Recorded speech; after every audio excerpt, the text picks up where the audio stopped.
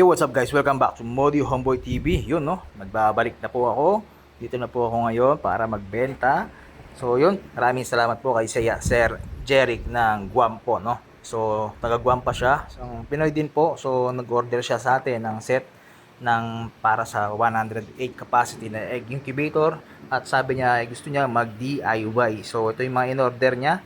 Isang set ng calibrated ng 7850A at program na rin po na may kasamang easy fan of course at 100 watts nitong ating heating element. So yan, no, saktong-sakto yan, no.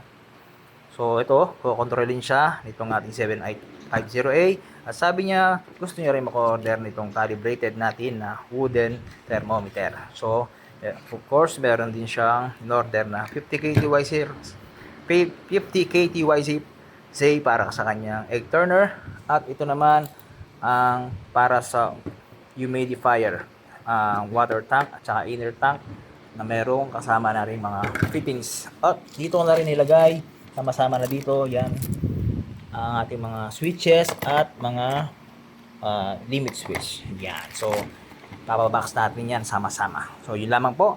Maraming salamat po sa tiwala. Thank you. Bye-bye.